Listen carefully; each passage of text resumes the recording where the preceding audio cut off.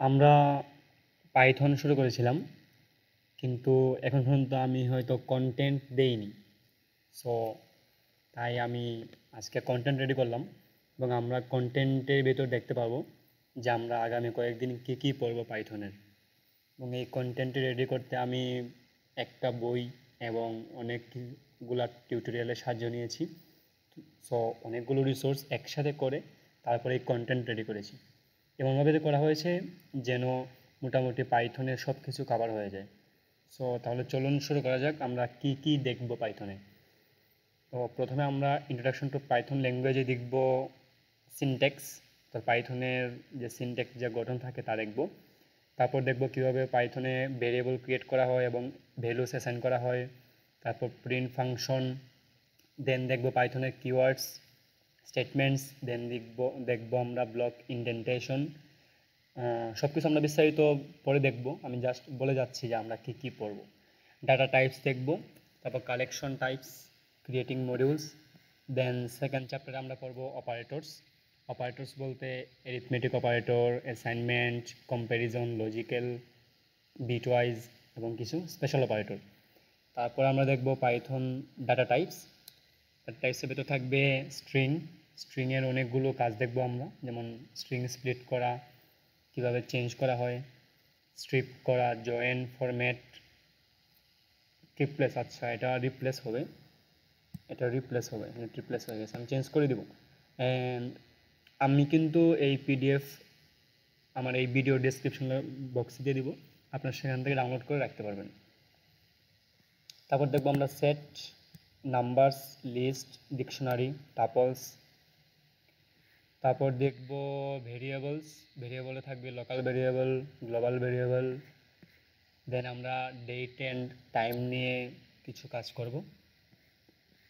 তারপর আমরা এখানে ডাটা টাইপ সম্পর্কে বিস্তারিত পড়ব, অর্থাৎ সেটের অপারেশন, সেটের বিভিন্ন ফাংশনগুলো আমরা দেখব। তারপর লিস্টের অপারেশন দেখব, লিস্ট কীভাবে আমরা অ্যাক্সেস করতে পারি, যেমন কীভাবে ডিলিট করতে পারি, কীভাবে ইন্ডেক্সিং করতে পারি, কীভাবে নেস্টেড লিস্ট তৈরি করতে পারি। তারপর টাপলস দেখব, টাপলে ফাংশন দেখব, টাপল কীভাবে ইন্ডেক্সিং করা হয় তা দেখব। দেন আমরা দেখব ডিকশনারি। ডিকশনারিতে কীভাবে কিস এবং ভ্যালুস তৈরি করা হয়, তা কীভাবে অ্যাক্সেস করা হয়, সব কিছু দেখব। দেন আমরা লিস্ট কম্প্রিহেনশনস দেখব। কম্প্রিহেনশনসের ভিতরে আমরা লিস্ট, ডিকশনারি সব কিছুই দেখব। অ্যান্ড আমরা এখানে টাইপ কনভার্সন করব।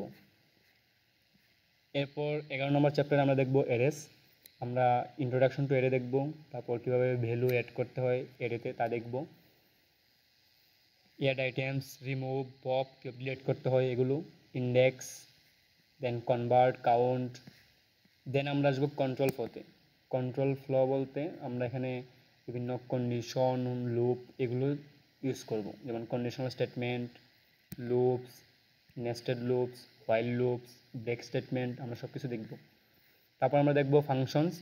ফাংশনসের টাইপস, অ্যাডভান্টেজেস এবং ফাংশন আমরা কীভাবে ডিফাইন করি, কীভাবে কল করা হয়, ফাংশনের বিভিন্ন আর্গুমেন্ট, ফাংশনের টাইপস, সব কিছু আমরা দেখব।